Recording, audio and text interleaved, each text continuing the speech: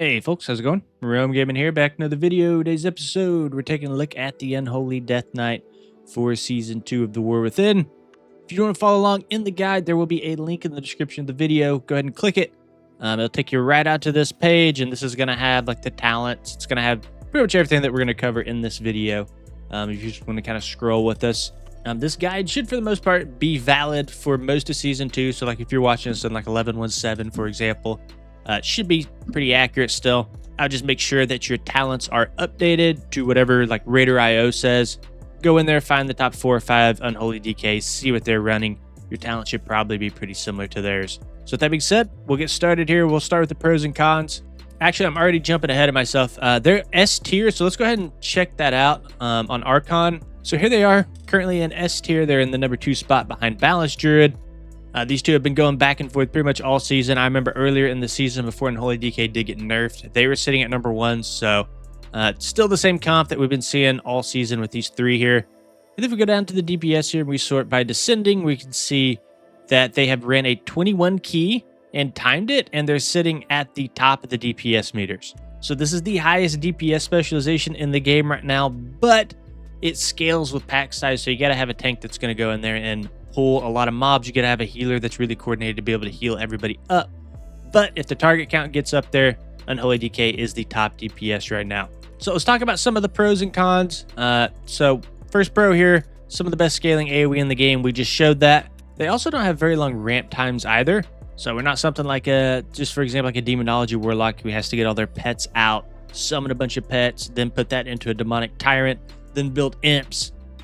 You have pretty quick and snappy gameplay playing Unholy DK, which is nice. And we also have really good sustains. So just to think like the final boss of Rickery, there's typically a DPS that will go to the opposite side of the tank that kind of has to self-sustain. A lot of the times you'll see an Unholy DK doing that. And that's going to be due to their Death Strike, which is going to cost some runic power. And it's going to do a bunch of healing to us. We have our Icebound Fortitude.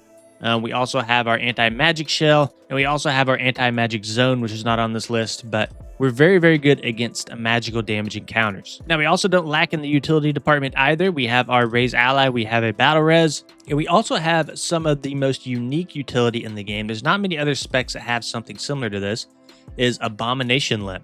So if you think, just for example, final boss of Theater of Pain, all those little hands come up that you have to interrupt and then grip. Abomination Limb will group all of them into a nice pack that you can cleave down very quickly and efficiently. So super OP ability here, but it does come with some cost, and we'll go over that in the cons here. So Abomination Limb is strong, but we do give up some utility for that, right? We don't have like a group speed buff, we don't have a group class buff, we don't have any group healing. We do have anti-magic zone, which we talked about earlier. You know, this isn't to say that Unholy DK has bad group utility, it's just different. Now, one of the things that we are not the best at is our mobility. We are one of the least mobile specs in the game, and a lot of that is due to our self-sustain, all of our powerful abilities. You can't give us all these powerful abilities, right, and that much mobility, or it'd be especially in PvP, it'd be extremely broken. So let's go ahead and go into our talents here and kind of understand the gameplay. I'd recommend to watch this section, especially if you're brand new to Unholy DK, because we're going to go through like some of the talents, what they do, how they synergize with our rotation, and just some of the things that you need to know before we even talk about a rotation. So starting at the top of our tree, we're running Festering Strikes. So this is going to put something on the target called a Festering Wound that you will have to proc through your Scourge Strike. Now, when those Festering Wounds burst through our Scourge Strike, it will do a bunch of AoE damage, and that is sort of a gameplay loop that you will have to be familiar with. Now, Unholy DK is also a pet specialization, so we do have our Raise Dead, we have our Dark Transformation, and Dark Transformation is basically just going to turn your ghoul into like this abomination, basically, and it's just an improved form of him. Another talent that we're running here is our Sudden Doom. So this is a proc that will happen that you'll have to react to, and when this does proc, it does proc from our auto attacks. Our next Death Coil is going to cost 10 less runic power and critically strike, and your next Death Coil will burst one of those Festering Wounds that we talked about earlier. So something that you will need to react to. We'll talk about that more in the rotation. Just kind of know what it is for now.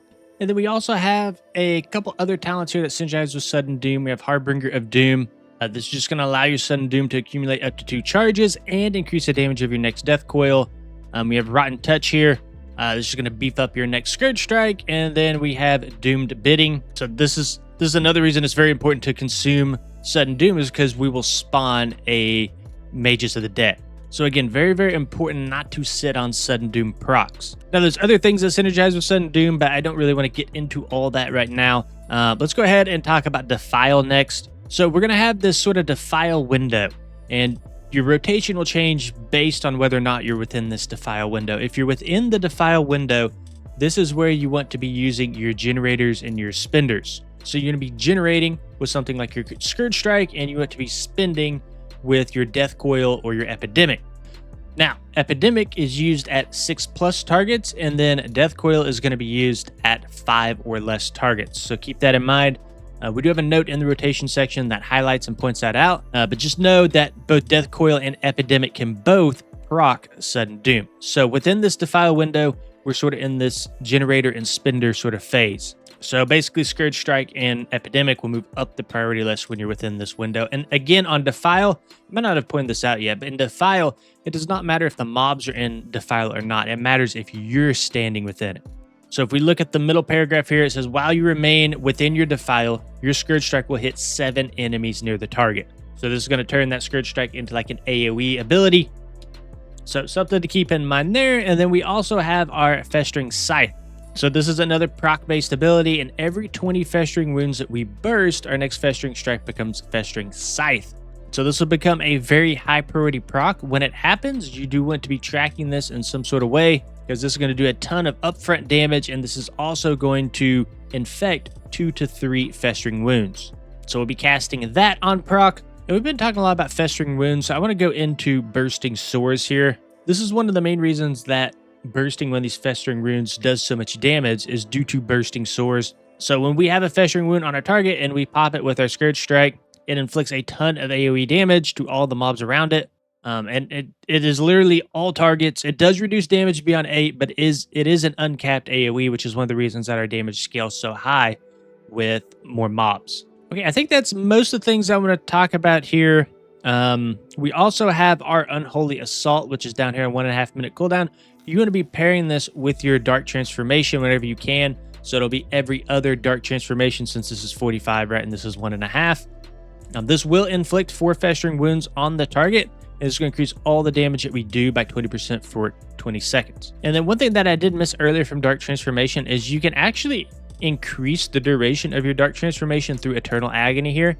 Our Death Coil and Epidemic increase the duration of our Dark Transformation by 1 second. So just kind of keep that in mind. If you are nearing like 1 to 2 seconds left on your Dark Transformation, you have a full runic power bar, go ahead and spin that and you get a few more seconds out of your Dark Transformation. Okay, just a couple more things I'm going to talk about here, and then we'll get into the rotation stuff. Soul Reaper on a 6-second cooldown. So if we read the middle here, after 5 seconds, if the target is below 35% health, this effect will explode and deal additional attack power Shadow Frost damage. Or excuse me, a percentage of attack power as Shadow Frost damage to the target. So what you want to be doing is you're kind of sniping with your Soul Reaper low health targets. So if an enemy, let's say they're at 40% health and you think they'll be below 35% health, you can actually apply Soul Reaper a little bit early. And as that target does hit 35% health, it will explode. And this can be a little bit difficult to pull off if a target is at low health, because you have to wait for that 5-second duration. So a lot of the times the target will be dead before it even explodes. So I'd recommend to try to get them at like 40% health. That way, right when they hit 35%, you know, it's probably proccing. It's not as big of an issue in higher keys, but in lower keys where packs are dying pretty fast, it's kind of hard to get this off. Okay, then that's pretty much it. We're not running a lot of the major cooldowns. We're not running like Army of the Dead. We're not running our Apocalypse. We're not running our Summon Gargoyle. There's a lot of cooldowns that we're not running at the moment. So yeah, let's go ahead and go into our hero talents. So this is the tree that we're running here, and we're taking Vampiric Strike with our gift. So gift is something that we get when we Scourge Strike while our Dark Transformation is active. So this is going to increase the effectiveness of our Essence of the Blood Queen by 100%. So what is Essence of the Blood Queen? We take a look at the second part of Vampiric Strike here. So Vampiric Strike heals you for 2% of your maximum health and grants you Essence of the Blood Queen, increasing your haste by 1% up to 5% for 20 seconds. So it's a big stacking haste effect. Now with Vampiric Strike here, we also have other ways to proc it. So our Scourge Strike, Death Coil, Epidemic, and Death Strike have a 25% chance to make your next Scourge Strike become Vampiric Strike. So there's other ways to proc this outside of just Dark Transformation. Probably should have started with this node, but oh well. So the whole idea is we're trying to proc this Vampiric Strike, which then gives us this essence of the Blood Queen. They're tied together. Now, what you're looking to do here is when you do get this Vampiric Strike proc, you want to be pairing it with your Rotten Touch. Again, that comes from Sudden Doom procs, right? So you're getting that 60% buff funneled into your Vampiric Strike through Rotten Touch. So the idea is you want to pair a Vampiric Strike with a Rotten Touch, and when Rotten Touch is up, continue to burst down those festering wounds until 0. Because not only is it buffing your Vampiric Strike, it's also buffing your Scourge Strike as well. Now, during our Defile or during our Death and Decay, we actually have an increased chance to get this Vampiric Strike while we're standing in it. So just something to keep in mind. You're tankier essentially when you're within your Defile. We get that healing from our Death and Decay, and then we also get the 5% reduced damage as well. So yeah, pretty much everything else here is passive. We have the Blood Beast. It's just a beast that you summon. It will store the damage dealt and explode, dealing a portion of that damage back out as AOE damage. It will do some healing as well. So yeah, let's go ahead and get into the rotational stuff now. So this is broken out a little bit different than a lot of my other guides. We have a base priority, we have a gift priority, and then we have a cooldown priority. So this is just on single target. And then on AOE, we have a sort of a builder and then a sort of spender phase, a build burst phase. So Unholy DK does have a little bit more complicated rotation than a lot of other specs in the game. And a lot of that is due to playing within Defile and without Defile, and playing into your gift and out of your gift. So just start base priority. You want to press your Raise Dead. You want to make sure your ghouls are always active. And you want to make sure that you're keeping your diseases up. Frost Fever and Virulent Plague through your Outbreak. If we remember earlier from the talents, I think I talked about it, but we're taking a talent to where if you apply your Virulent Plague, it will always apply your Frost Fever. And the reason for this section here has greater than 7 seconds left on its CD is because Outbreak costs rune and it costs runic power. And sometimes it's better to hold on to that and just let Dark Transformation go ahead and apply all of those diseases for us. Now, that's in single target. In AOE, it's a little bit different story, but we'll get to that in a minute. Step 4 through 6 is all procs. So all your procs are pretty much going to take priority over everything down here. So we have the Festering Scythe, Vampiric Strike if we get a proc of that, and Infliction of Sorrow. We did not talk about this yet. I forgot to mention it. If this does proc, basically your Vampiric Strike is going to add 3 seconds to the duration of your diseases, and it's going to do like a big burst damage. So if this does proc, Scourge Strike or Vampiric Strike is very high in the priority. So after your procs, we have our Defile here, the Essence of Blood Queen, and our gift window. So basically, we want to Defile in our base priority if we're not going to be in our gift window, right? Because if we have a gift window that's about to come up, we want to save our Defile for this CD priority window. But if that window is not going to come up, then just go ahead and Defile. Then from here, we're going to Death Coil if we get a Sudden Doom proc. And we want to typically Death Coil, right? Because we don't want to overcap on runic power. We want to spend some of that. And we also don't want to be sitting on Sudden Doom procs for too long. And then same thing with Defile. If we're not going to be in a gift window, then just go ahead and Death Coil as next priority here. Again, if a gift window is coming up, we do want to be holding on to that runic power to funnel into the gift phase. We'll talk about that here in a second. We want to Soul Reaper if the target's about to be at 35% HP. We have that 5-second window, so we do want to play around that. A minor cooldown here in single target Abomination Limb. Want to keep our Festering Wound stacks up if we get 2 or lower. From here, we want to ensure that we're keeping Plaguebringer up through Scourge Strike, and then Death Coil, and then Scourge Strike at 3+ wounds. Now let's talk about the gift in cooldown priority phases a little bit. So during the gift phase, you will revert back to your base priority phase if none of these abilities are available here. So let's go ahead and talk about the cooldown priority here, because this will start to kind of make more sense once we talk about the CD priority. So our Dark Transformation is going to put us into this gift phase here. So what we're trying to do is we're trying to funnel everything that we possibly can into this gift phase. It's going to look something like this, right? A Defile into a Tempered Potion into Dark Transformation, which puts us into the gift phase. Vampiric Strike or Scourge Strike. We're going to funnel all that runic power into Death Coil, right? Because we get the increased duration of Dark Transformation.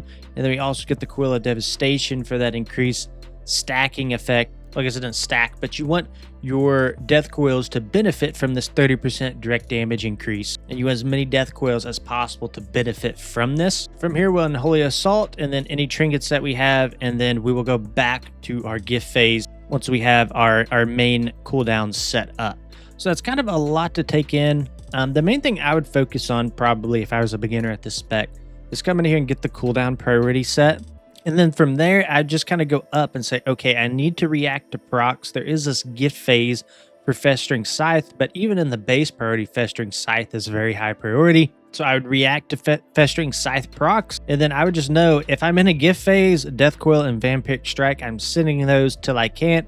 And then I would refer back to the base priority, which is mainly focus on your procs, make sure your diseases are up, and then just make sure you're effectively using your Sudden Doom procs, and then building Festering Wounds, and then popping them with your Scourge Strike.